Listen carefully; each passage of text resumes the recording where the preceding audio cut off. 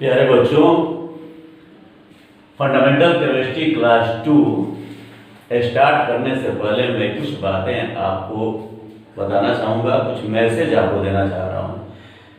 जैसे कुछ विद्यार्थियों ने कॉल करके हमसे पूछा कि सर और क्लास कब से शुरू करेंगे। मैं बता दूं कि अभी बेसिक केमिस्ट्री में पढ़ा रहा हूँ और बेसिक केमिस्ट्री का नाम मैंने दिया, कल बताया था मैंने कि फंडामेंटल केमिस्ट्री क्लास 1, और आज पढ़ाने जा रहा हूँ फंडामेंटल केमिस्ट्री क्लास 2। इस तरह से फंडामेंटल केमिस्ट्री की लगभग 10 क्लासेस मैं आपके सामने लाऊंगा और 10 क्लास समाप्त होने के बाद मैं क्लास वाइज, चैप्टर वाइज 10, 11 और 12 की क्लास शुरू करूंगा। तीनों का एक ही साथ शुरू करूंगा। 10 की क्लास, 11 की क्लास और 12 की क्लास, केमिस्ट्री की क्लास। तो इस तरह से चैप्टर वाइज हम पढ़ाना शुरू करेंगे। आपको बहुत समय नहीं लगेगी, बहुत जल्द हम आपके जो आपका इम्बिबिशन है उस इम्बिबिशन को, मैं समझ रहा हूं, अपने इम्बिबिशन को काफी हाई लेवल में बनाए रखिए। मैं आपको कोऑपरेट करता रहूंगा और इतना कोऑपरेट करूंगा कि आपको मेरे YouTube वीडियो से काफी सफलता प्राप्त करने में आसानी होगी। तो प्यारे बच्चों, मैं आज फंडामेंटल केमिस्ट्री क्लास 2 स्टार्ट करने से पहले मैं बता दूं कि कल फंडामेंटल केमिस्ट्री क्लास 1 में मैंने पदार्थ अर्थात मैटर के बारे में समझाया था और मैटर के बारे में समझाते हुए मैं स्टेट्स ऑफ मैटर के बारे में आपको भली भांति बताया था कि प्रायः स्टेट ऑफ मैटर कितने होते हैं, तो 3: ठोस, द्रव और gas, solid, liquid and gas. इन तीनों का डिफिनीशन जो है 2 पॉइंट पर आधारित है, आयतन और आकार, जिसका डिफिनीशन कल मैंने दे दिया था आपको कि किस तरह से आयतन और आकार के आधार पर आप ठोस, द्रव और गैस की पहचान करोगे। आज चूंकि अब चौथी और पांचवी अवस्था की भी खोज हो चुकी है, इसलिए संक्षिप्त में पदार्थ की चौथी अवस्था और पदार्थ की पांचवी अवस्था के बारे में थोड़ा सा हम अपना याद रखेंगे और इसके बाद हम क्लास 2 की जो मूल बातें हैं मैटर का हमारे दैनिक जीवन में यूजेस के आधार पर क्लासिफिकेशन कैसे किया जाए उस पर हम चर्चा करेंगे। लेकिन अभी थोड़ा आप देख लीजिए पदार्थ की चौथी अवस्था। तो देखते हैं पदार्थ की चौथी अवस्था।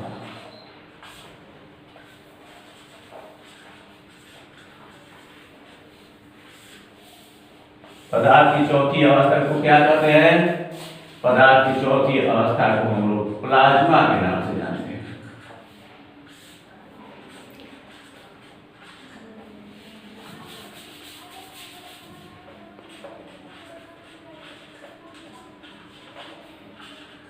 पदार्थ की चौथी अवस्था प्लाज्मा है। अब ये प्लाज्मा होता क्या है? ठोस, द्रव और गैस को तो आप अपनी आंखों से देखते हो, पहचानते हो। बहुत सी ठोस, द्रव और गैस तो देख नहीं सकते लेकिन अनुभव करते हो। उसी तरह से प्लाज्मा अवस्था जो है, यह प्लाज्मा अवस्था मूलतः मुक्त इलेक्ट्रॉन और आयनों का मिश्रण है। प्राकृतिक रूप से यह सूर्य और तारों में उपस्थित होता है। कृत्रिम रूप से हम अगर विद्युत विसर्ग नली में अति निम्न दाब पर विद्युत की ली गई गैस में विद्युत की धारा प्रवाहित करते हैं तो हमको प्लाज्मा अर्थात पदार्थ की चौथी अवस्था प्राप्त होती है। तो यह पदार्थ की चौथी अवस्था है। इसके बारे में कुछ खास लिखने नहीं जा रहा हूं, मैं बोल दिया, आप उसको याद रखोगे। हर बात को लिखना कोई बोर्ड पर जरूरी नहीं होता है।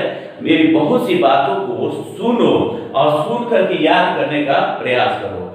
बार बार जब YouTube चलाओगे, सुनोगे, तो आपको वीडियो चलाओगे, सुनोगे, तो निश्चित रूप से वह बात आपके समझ में आ जाएगी। अब चलते हैं, दिखा देते हैं आपको पदार्थ की पांचवी अवस्था।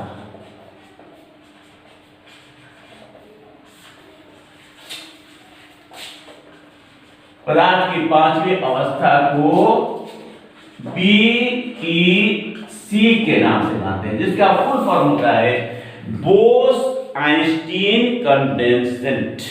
ये बोस और आइंस्टीन के बारे में आप सुने होंगे। हमारे बोस भारतीय वैज्ञानिक थे और आइंस्टीन, एल्बर्ट आइंस्टीन बहुत बड़े वैज्ञानिक थे जिन्होंने E=mc² का फॉर्मूला हमको दिया था, पूरी दुनिया को दिया था। ये फॉर्मूला बहुत ही फेमस फॉर्मूला है। तो ये बोस आइंस्टीन कंडेंसेंट जो होता है, यह पदार्थ की पांचवी अवस्था के रूप में इसको वाली गैस को अति निम्न ताप पर ठंडा किया जाए तो पदार्थ की पांचवी अवस्था अर्थात BEC प्राप्त होती है। तो इस तरह से मैंने आपको बता दिया पदार्थ की पांचवी अवस्था के बारे में भी। अब हम लोग चलते हैं पदार्थ। हमारे दैनिक जीवन में पदार्थ का काफी अधिक महत्व है।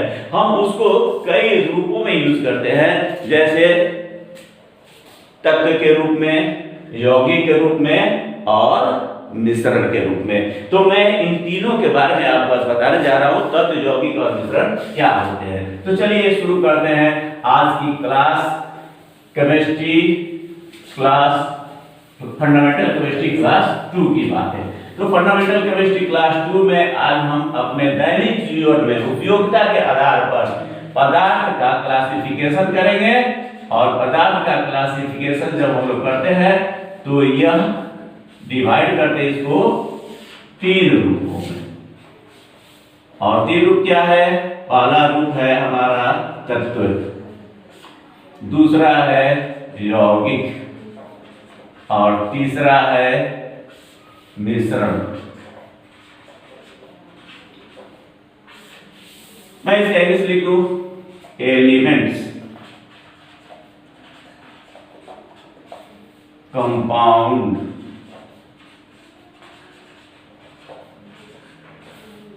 और तीसरा है मिक्सचर। बच्चों इस क्लास में एक बात और आपको एक मैसेज और देना चाहेंगे हम, चूंकि आप साइंस पढ़ रहे हो, विज्ञान पढ़ रहे हो।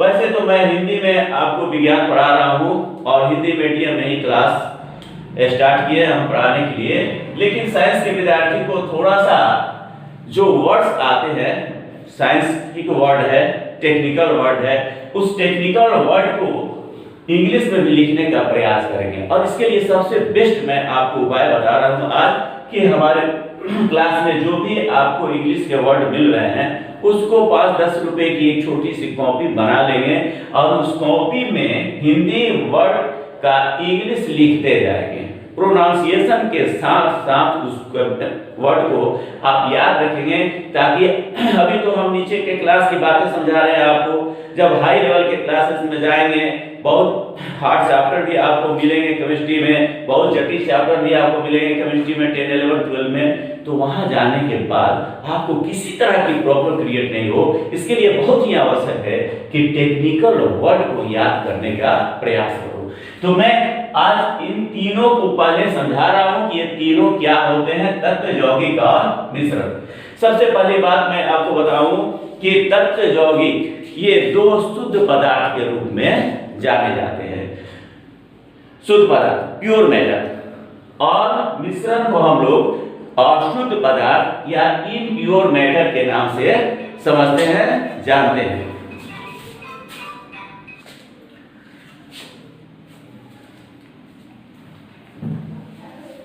तो प्यारे बच्चों, मैं आपको बता रहा था कि दैनिक जीवन में उपयोगिता के आधार पर पदार्थ को हम 3 ग्रुप में बांटते हैं, तत्व, यौगिक और मिश्रण के रूप में। तत्व और यौगिक को हमने शुद्ध पदार्थ कहा और मिश्रण को अशुद्ध पदार्थ कहा। ये शुद्ध क्यों होता है, इनको शुद्ध क्यों बोलते हैं, आपको मैं बताते चलूं कि तत्व का परिभाषा क्या करता है कि तत्व वह शुद्ध पदार्थ है जो एक ही प्रकार के परमाणुओं से निर्मित होता है, एक ही प्रकार के परमाणुओं से बना हुआ होता है। तो यह एक ही प्रकार के परमाणु से बना होता है। इसके परमाणु क्या होंगे, ये परमाणु का बना होता है। इसका सूक्ष्मतम कण क्या है, तो परमाणु है, जिसको इंग्लिश में एटम कहते हैं और हिंदी में परमाणु कहते हैं। आप हिंदी लिखते चलना, इंग्लिश वर्ड में मैं लिख रहा हूं, हिंदी लिखते चलना, इसको परमाणु कहते हैं। और यह जो होता है वह एक ही प्रकार के अणुओं से बना होता है। और अणुओं से, जिसको हम लोग मॉलिक्यूल के नाम से जानते हैं। अणु क्या कहते हैं? मॉलिक्यूल कहते हैं। तो यह एक ही प्रकार के मॉलिक्यूल से बना होता है और यह परमाणु और अणु शुद्ध रूप में होता है। परमाणु जिसके बारे में हम डिटेल्स बातें अगले क्लासेस में शुरू, हमारा अगला क्लास भी होगा, पूरा परमाणु पर ही क्लास होगा और परमाणु के बारे में और मॉलिक्यूल्स के बारे में हम डिटेल्स बताएंगे कि परमाणु क्या होता है, किस तरह से, क्यों उसको तत्व का सूक्ष्मतम कण के रूप में हम लोग उसको जानते हैं। तो ये तत्व का यूनिट क्या है? तो इसका यूनिट है एटम, परमाणु। और यौगिक का यूनिट क्या है? मॉलिक्यूल, अणु। इसका यूनिट परमाणु। आपका लिए हिंदी भी मैंने लिख दिया परमाणु, नहीं। और इसका यूनिट क्या है? अणु। इसका यूनिट है अणु, नहीं। तो इस तरह से यूनिट को याद रखिए कि अणु से बना होता है। जहां तक मिश्रण की बात है, जिसके बारे में मैंने कहा कि यह इम्प्योर मैटर है और शुद्ध तत्व है, सॉरी अशुद्ध पदार्थ है। यह अशुद्ध पदार्थ क्यों कहलाता है? क्योंकि यह कई अन्य यौगिकों या तत्वों से मिलकर बना हुआ होता है। मिश्रण अर्थात मिश्रण का अलग से परिभाषा को समझाएंगे। तो चलिए सबसे पहले हम तत्व के बारे में आपको कुछ बातें समझाते चले, इसके बाद हम यौगिक के बारे में बोलेंगे। तो सबसे पहले इंग्लिश में लिखा हुआ है तत्व का परिभाषा, अपनी कॉपी में लिख लो। मैं लिख रहा हूं तत्व वह शुद्ध पदार्थ है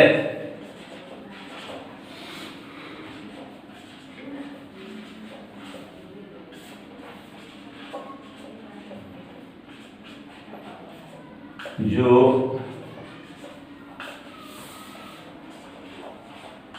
एक ही प्रकार के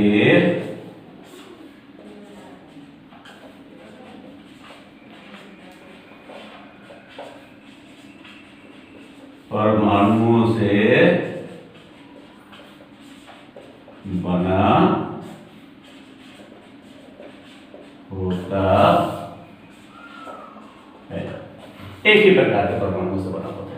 एक ही प्रकार के परमाणु से बना होने का मतलब क्या है? क्या अर्थ है इसका? देखो, तत्व बहुत से तत्व की खोज हो चुकी है। हाइड्रोजन से लेकर के परमाणु संख्या 1, हाइड्रोजन का परमाणु संख्या 1 होता है। तो हाइड्रोजन से लेकर के और परमाणु संख्या 1 से 18 तक के तत्वों की खोज लगभग हो चुकी है। कुछ तत्वों का नाम हम आपको बोलेंगे अभी। तो अगर हम हाइड्रोजन कहते हैं तो हाइड्रोजन का तुम 1 ग्राम लो चाहे 1 किलोग्राम लो, हाइड्रोजन के जो भी परमाणु होंगे उनकी परमाणु संख्या और द्रव्यमान संख्या समान होगा, उसमें कोई डिफरेंसेस नहीं होगा। ऐसा नहीं हो सकता कि हाइड्रोजन के जैसे हाइड्रोजन जिसका संकेत क्या होता है, आप लिखते हो हाइड्रोजन का संकेत, हाइड्रोजन मैंने लिखा है इसमें हाइड्रोजन लिखा, इसका सिंबल है H और इसकी परमाणु संख्या क्या है? 1। ठीक है, परमाणु संख्या कितना है? 1 है और इसका द्रव्यमान संख्या होता है 1.008। अब हाइड्रोजन का 1 ग्राम लो चाहे 1 किलोग्राम लो, सभी परमाणु की परमाणु संख्या 1 और उनकी द्रव्यमान संख्या 1.008 ही होंगे। कभी किसी भी हाइड्रोजन के परमाणु की परमाणु संख्या 2 या 1.5 या 1.2 या कुछ भी नहीं हो सकता। जब होगा तो 1 ही होगा उसकी परमाणु संख्या। एटॉमिक नंबर, एटॉमिक नंबर क्या होता है इसकी चर्चा तो हम करेंगे, एटम पढ़ाते समय सारी बातें हम आपको बताएंगे। उसी तरह से ऑक्सीजन को अगर लो तुम, ऑक्सीजन जिसका सिंबल होता है O, हर एक तत्व का एक संकेत होता है, एक सिंबल होता है और सिंबल का चर्चा भी हम एटम पढ़ाते समय आपको समझाएंगे कि यह सिंबल क्या होता है। तो सिंबल संकेत तो थोड़े बहुत बातें आप समझ लो कि जो भी हम इंग्लिश वर्ड लिखते हैं, इंग्लिश नाम लिखते हैं, उसका प्रथम लेटर या प्रथम के साथ कोई दूसरा लेटर मिलकर, मींस 1 या 2 लेटर से मिलकर उसका सिंबल बना होता है। तो ऑक्सीजन का सिंबल हमने दिखाया यहाँ पर, इसकी परमाणु संख्या होता है 16। सॉरी 8। और जहां तक द्रव्यमान संख्या का बात है, इसका द्रव्यमान संख्या 15.995 होता है, लेकिन हम 16 इसको मान लेते हैं। निकटतम 16 एटॉमिक मास यूनिट में इसको हम लोग लिखते हैं, इसका यूनिट है एटॉमिक मास यूनिट, इसकी चर्चा हम बाद में करेंगे। तो 16 हो गया। तो ये अब जितना भी ऑक्सीजन लोगे सबके परमाणु संख्या 8 और उसकी परमाणु संख्या 16 ही होगी, अधिक या कम नहीं होगा। तो इस तरह से क्या समझा कि यह शुद्ध पदार्थ हुआ कि नहीं हुआ? एक शुद्ध पदार्थ हुआ ना, क्योंकि एक तत्व में जो भी परमाणु होगा उनका गुण समान होगा। तो ये हो गया हमारा तत्व। अब हम चलते हैं और बताते हैं कि ये तत्व कितने प्रकार में डिवाइड किए गए हैं। वैसे तो तत्वों को हम लोग मूलतः मेटल और नॉन मेटल, धातु और अधातु में बांटते हैं और अलग अलग धातु अधातु के बारे में हम लोग पढ़ते आए हैं। लेकिन तीसरा भी होता है जिसको मेटलॉइड या उपधातु के नाम से जानते हैं। लेकिन सही है कि हम लोग मेटल को, तत्व को या तत्व के प्रकार को 2 टाइप में ही बांटते हैं और वो 2 टाइप क्या होता है? तो धातु तत्व के प्रकार।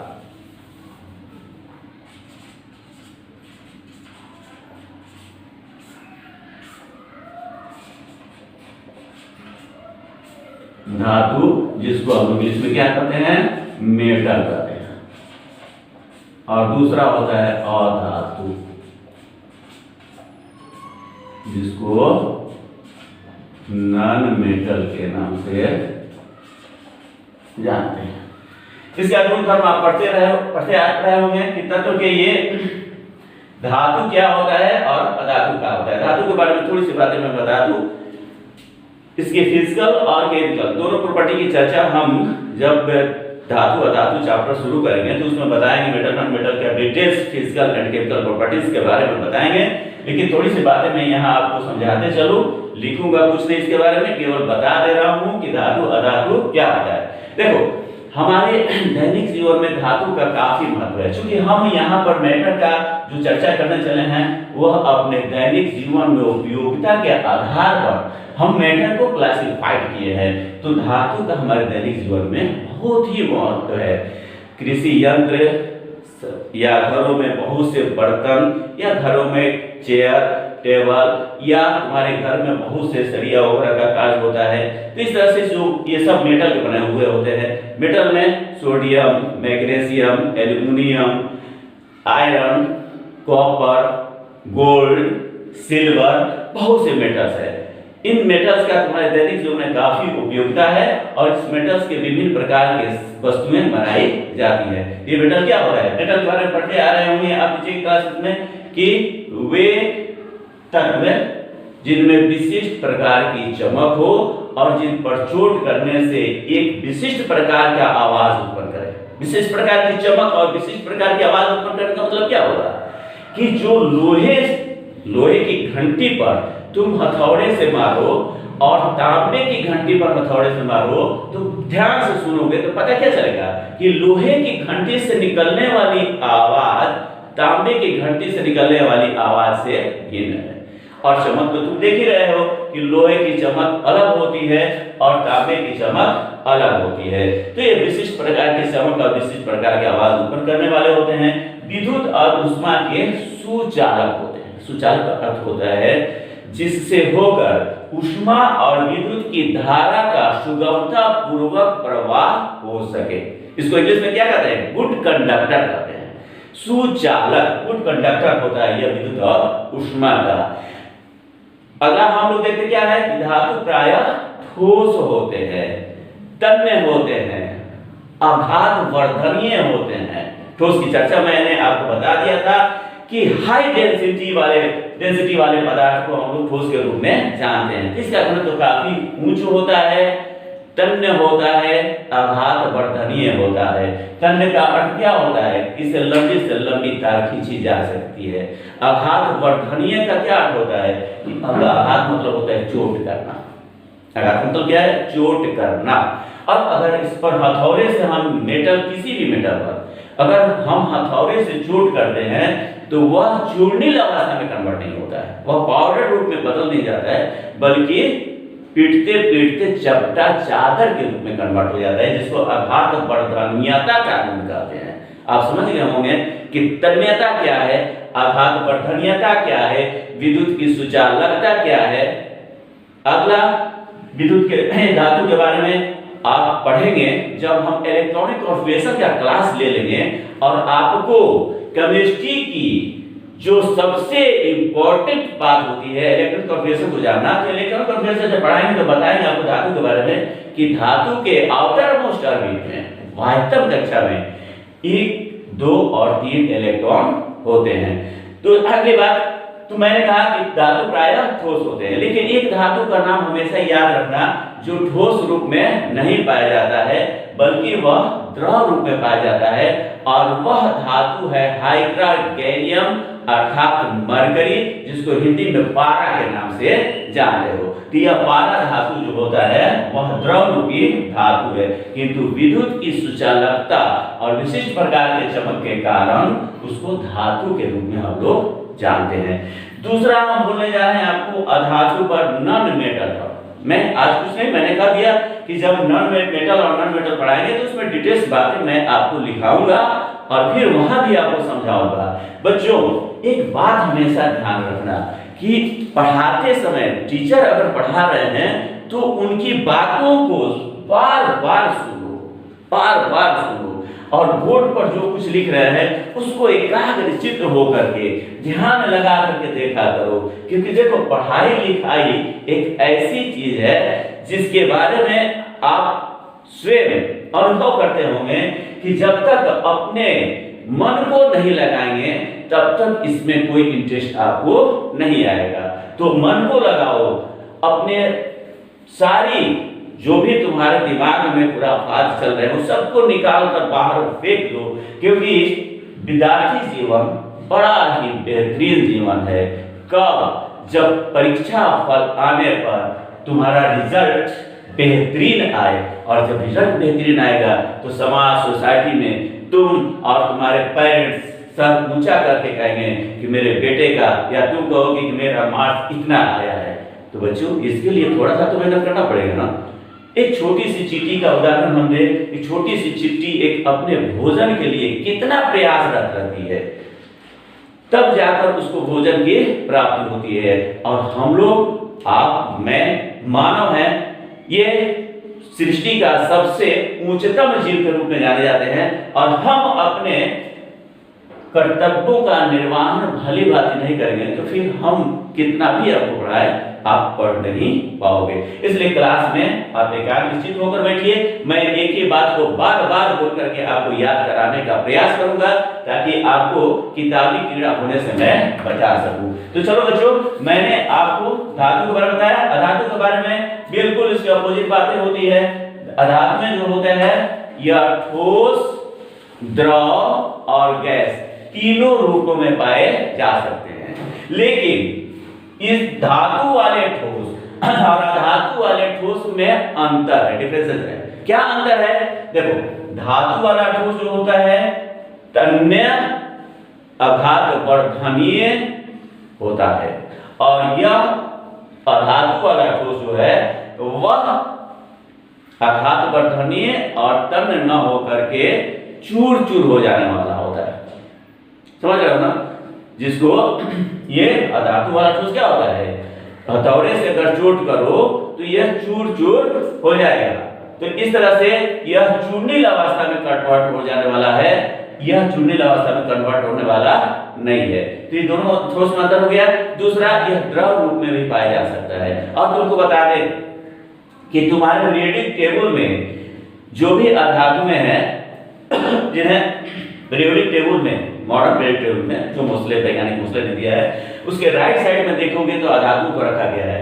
तो राइट साइड में, लेफ्ट साइड में तुम्हारा मेटल है और राइट साइड में तुम्हारा नॉन मेटल है। तो नॉन मेटल में आप देखोगे तो इसमें ठोस मिलेंगे, द्रव नॉन मेटल भी मिलेंगे और गैसीय अवस्था में पाए जाने वाले नॉन मेटल भी मिलेंगे। लेकिन एक बात याद रखो कि द्रव नॉन मेटल में एक नॉन मेटल ही है, उसका याद नाम रखना है याद, और वह नॉन मेटल है ब्रोमीन, जिसकी परमाणु संख्या होता है 35। तो इस तरह से दो द्रव पदार्थ का पीरियोडिक टेबल में उपस्थित दो द्रव पदार्थ का याद रखोगे ना, मेटल में मरकरी का और नॉन मेटल में ब्रोमीन का। और बाकी जो है वह गैसीय अवस्था में पाए जाते हैं, जैसे हाइड्रोजन है, ऑक्सीजन है, हाइड्रोजन में बहुत से हैं, या नाइट्रोजन है, बहुत सारे एलिमेंट्स है जो अधातु के रूप में ये गैसीय अवस्था में पाए जाने वाले अधातु हैं। तो इस तरह से मैंने तुमको बताया धातु और अधातु के बारे में। अब चलते हैं और हम आपको समझाएंगे यौगिक के बारे में।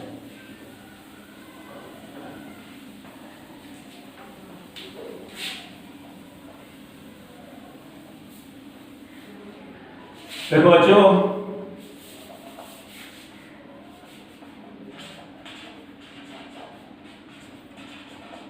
हिंदी लिखे हुए हैं यौगिक, यहाँ इंग्लिश लिख रहे हैं कंपाउंड।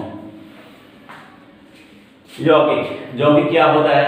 कहता है कि दो या दो से अधिक पदार्थ जब एक भाग विचार से जब निश्चित अनुपात में मिलकर रासायनिक अभिक्रिया करते हैं तो एक नए पदार्थ का निर्माण होता है। रासायनिक अभिक्रिया या रासायनिक संयुक्त भी कर सकते हो, केमिकल कॉम्बिनेशन होता है उनके बीच में। जब दो या दो से अधिक पदार्थ आपस में केमिकल कॉम्बिनेशन करते हैं, रासायनिक संयोग करते हैं, रासायनिक अभिक्रिया करते हैं, तो एक नए पदार्थ का निर्माण होता है और वह नया पदार्थ विशुद्ध होता है, शुद्ध होता है। क्यों शुद्ध होता है? क्योंकि वह एक ही प्रकार के अणुओं से बना हुआ होता है। जैसे मैंने बताया कि तत्व एक प्रकार के परमाणु से बना हुआ होता है, उसी तरह से यौगिक के बारे में हम लोग लिखेंगे कि यौगिक जो होता है एक ही प्रकार के अणुओं से मिलकर बना हुआ होता है। लेकिन पहले इसका डेफिनेशन हम लिख लें,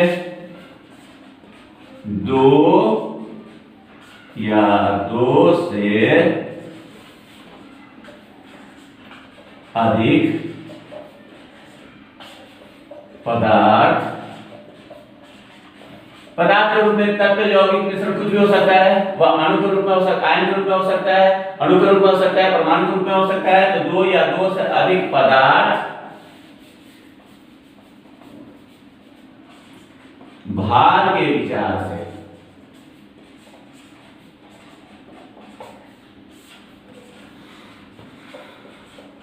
निश्चित अनुपात में, अनुपात निश्चित होता है, बताइए अभी क्या अनुपात होता है, अभी समझा रहे हैं।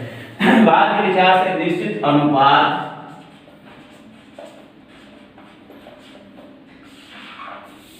में दो या दो से अधिक पदार्थ भार के विचार से निश्चित अनुपात में रासायनिक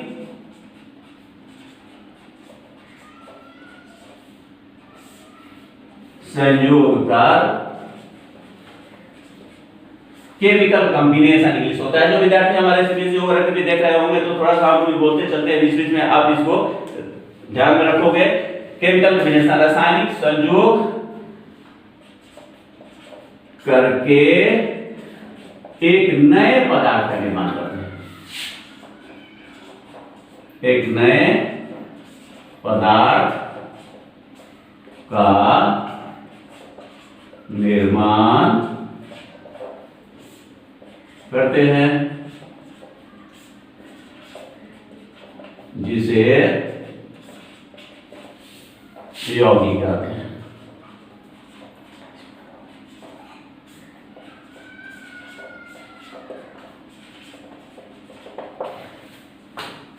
यह मूल परिभाषा, दो या दो से अधिक पदार्थ भार के विचार से निश्चित अनुपात में रासायनिक संयोग करके एक नए पदार्थ का निर्माण करते हैं, जिसे यौगिक कहते हैं। तो इस तरह से यौगिक में हम लोगों ने जो देखा वह दो तीन बातें देखी। ये निश्चित अनुपात पर ध्यान दीजिए और रासायनिक संयोग पर ध्यान दीजिए। दो बातें याद रखिए। कैसे याद करोगे?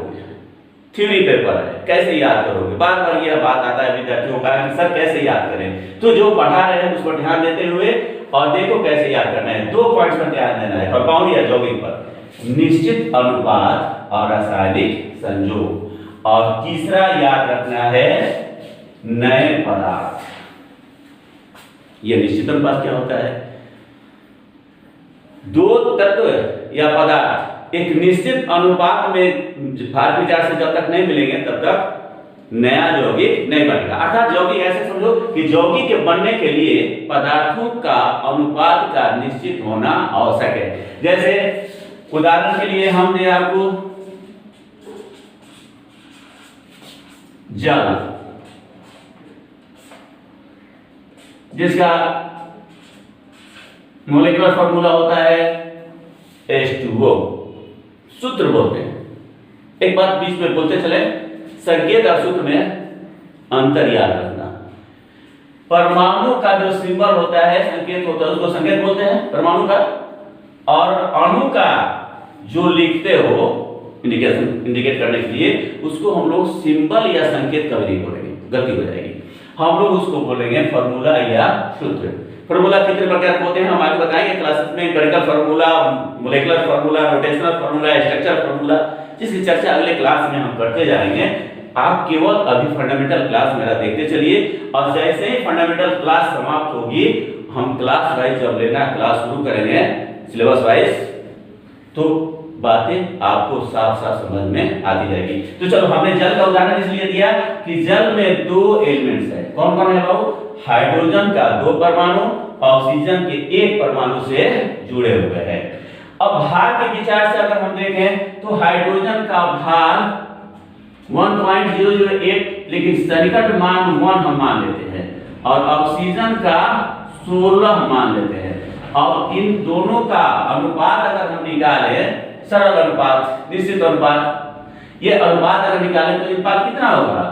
2:16 हो जाएगा, नहीं 2:16 होगा, अर्थात इसका सरल अनुपात क्या होगा? 1:8 होगा। अब मैं तुमको बता दूं कि यह 1:8 में जब तक नहीं मिलेंगे हाइड्रोजन और ऑक्सीजन, तब तक जल के अणु का निर्माण नहीं होगा। केवल जल की बात मैं नहीं कर रहा हूं, बाकी यौगिक भी, जैसे कार्बन डाइऑक्साइड हुआ, कार्बन मोनोऑक्साइड हुआ, मैग्नीशियम का ऑक्साइड हुआ, सोडियम क्लोराइड हुआ, सब में उनके अवयवों का अनुपात निश्चित होता है। अगला बात कंपाउंड के बारे में जो याद रखने वाली बात है वह यह बात है, देखो मैं अगला पॉइंट कंपाउंड का लिख रहा हूं।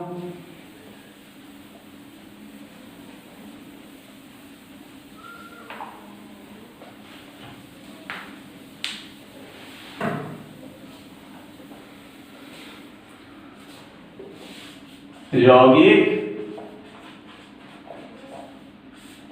एक नया पदार्थ होता है,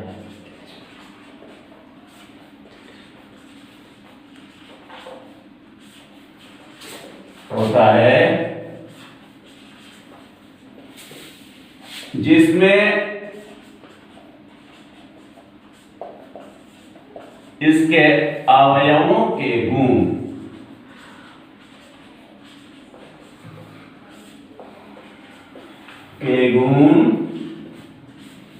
विद्यमान नहीं होते हैं।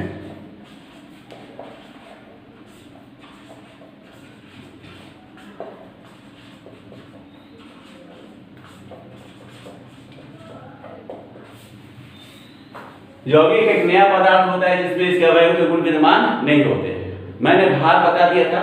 दूसरा था रासायनिक संयोग। जब भी कोई रासायनिक संयोग होता है, केमिकल कॉम्बिनेशन होता है, तो केमिकल कॉम्बिनेशन में जब भी केमिकल कॉम्बिनेशन होता है तो उस केमिकल प्यारे बच्चों मैं बता रहा था यौगिक के बारे में कुछ बातें। तो ये यौगिक की पहली बात मैंने तुमको बता दिया।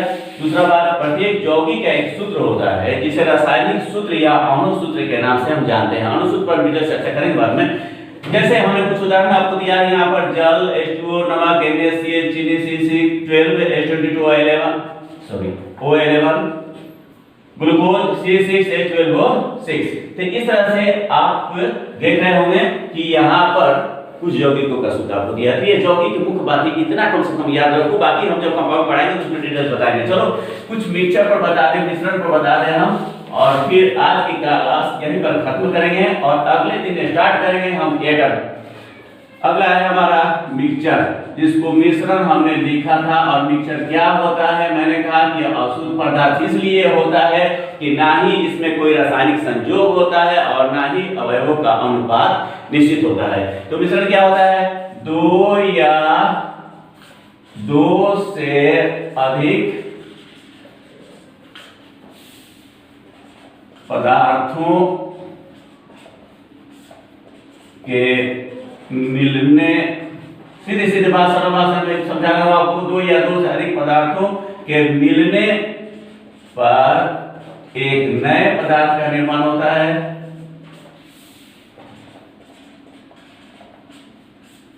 का निर्माण होता है,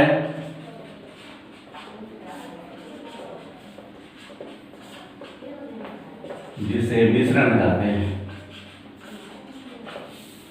जिसे मिश्रण कहते हैं। मिश्रण में इसके अवयवों के गुण विद्यमान होते हैं। मिश्रण में इसके अवयव में क्या होता है, जिससे बना है। मिश्रण में इसके अवयवों के गुण विद्यमान होते हैं। मिश्रण का कोई रासायनिक सूत्र नहीं होता है। मिश्रण का कोई रासायनिक सूत्र नहीं होता है। मिश्रण प्राय दो प्रकार के हम डिवाइड करते हैं, क्लासिफाइड करते हैं। तो कौन कौन सा मिश्रण? पहला हो गया हमारा समांग मिश्रण,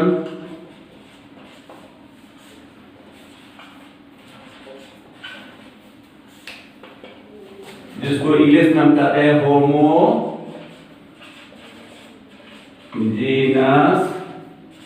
मिक्सचर। ये समान मिश्रण क्या होता है? ऐसा मिश्रण जिसमें अवयवों को पहचाना नहीं जा सके। जैसे समान मिश्रण के रूप में हम आप ले सकते हैं किसी भी पदार्थ का विलयन तथा मिश्र धातु में। विलयन क्या होता है? जैसे पानी में चीनी का शरबत, पानी में नमक का शरबत, पानी में सोडा का शरबत, ये विलयन हो गया। और मिश्र धातु क्या होता है?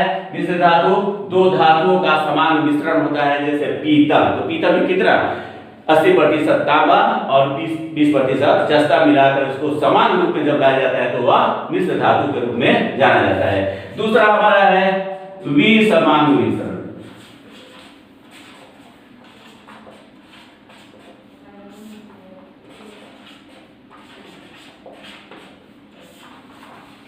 हेट्रोजेनस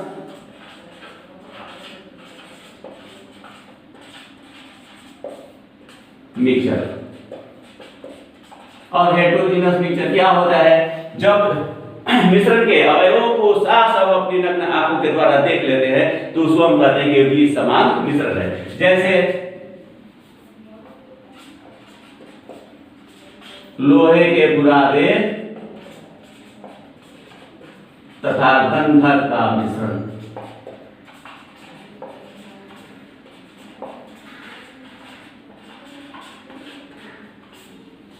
लोहे के बुरादे तथा गंधक का मिश्रण, या फिर चीनी और बालू का मिश्रण।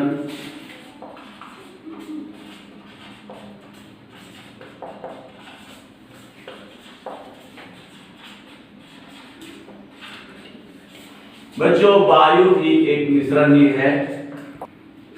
तो बच्चों मैंने समान और विसमान मिश्रण का उदाहरण आपको दे दिया है, परिभाषा भी बता दिया है कि इसमें अवयवों को हम लोग स्पष्ट रूप से नहीं सकते और इसमें अवयवों को स्पष्ट रूप से हम लोग देख सकते हैं। तो फिर अगले क्लास में हम मिलते हैं फंडामेंटल केमिस्ट्री क्लास 2 में, और इस पर हम मिश्रण वायु और विशेष चर्चा करेंगे और आगे फिर हम एटम नंबर पर बताएंगे।